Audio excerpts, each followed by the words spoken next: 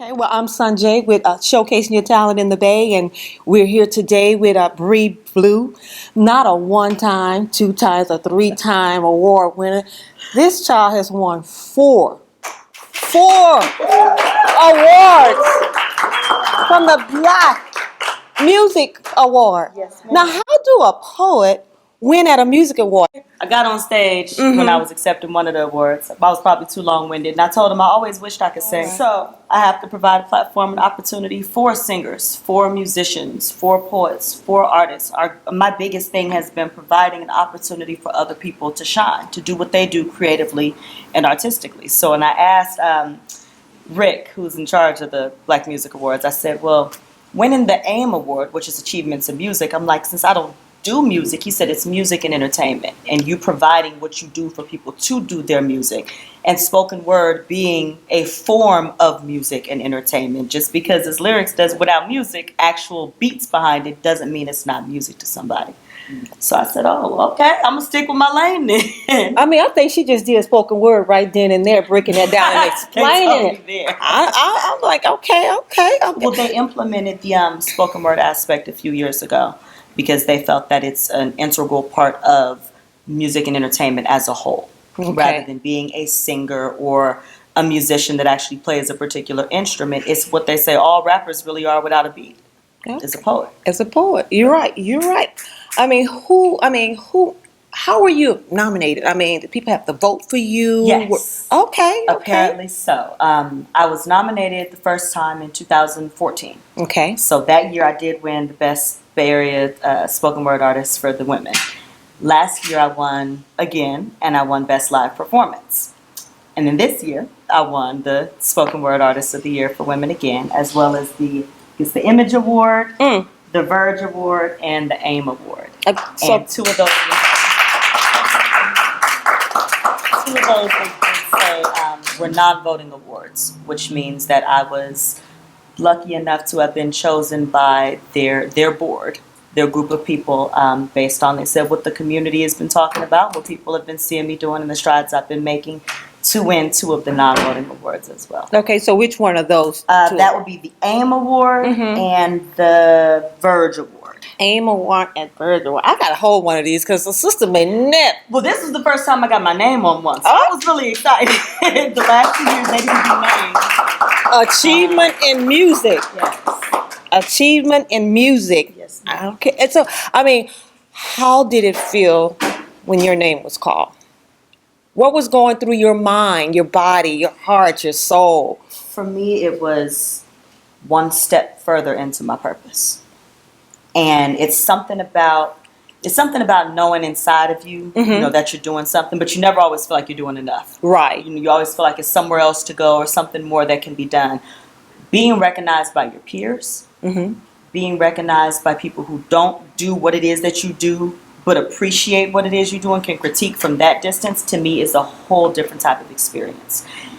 To hear my name called each time, I felt like it would be remiss of me to go up there and not say something. You know, you see the award shows where people win a lot of times, and they're like, well, I've already said everything I can say. I'm like, it's something else to be said. Okay. So I brought my husband up with me when I won the Image Award, because he constantly reminds me how important it is to project what it is that I feel on the inside, to actually show this image that I always forget about that other people see, to relish in that. And so I brought him up to show my appreciation and recognition for the behind the scenes work that gets done to make me even be able to do these types of things. Wow.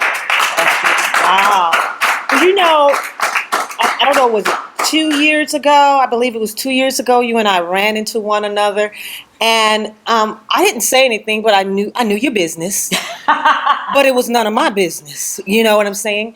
And at that time, you were struggling, and you were still pushing forward, though. You were still moving forward. You were still trying to reach your goals.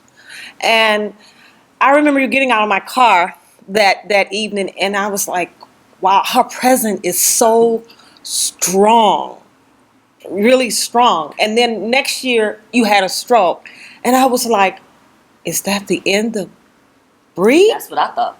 is that the end of Bree? And as I watched on Facebook, I watched you, striving and coming back, and you were on a mission, and now a year later, here you are with 4 awards, and I just got to take one home. And just one of them. No, I just kidding. But I mean, coming from 2 years ago, 2014, all the way to 2016, and here you are today. Did you think back then you would be here today, or did you think last year you would be here I today? thought last year was it. I thought I had reached my pinnacle. Mm-hmm. And it was a bittersweet feeling because on the Wow. one hand, I knew that some of the things that I'd accomplished so far, but on the other hand, it was like, this is it. I couldn't talk without a stutter, Right. or without like delayed responses. And that still comes back when I get overwhelmed, when I get stressed. Only now I can kind of put something to it. I know it's coming. I know when I just got to shut down. That's your and body kinda- giving you a warning, Yeah, saying, I refused pull to listen back. to warnings If before. okay. 2 years ago, when I would say we were struggling, as a family the most, it was so important to me that people not see that. Right. Because what I've seen happen so many times is when people realize you're not on this pedestal they put you on, Right. regardless of what you're doing, regardless of the work you're putting into it, regardless of the time and the energy and the effort, when people realize you're not sitting here, they put you here. True. And it has nothing to do with what you're actually doing. And I just could not bear the thought of having worked so hard up to that point for people to lose sight of that and to pull me down based on my temporary circumstances. Right. And I had to come to terms with the fact that those who did are temporary people. And they're people that did not deserve to continue along my journey. If you can't be there throughout the struggles, then you will not be invited to the triumph.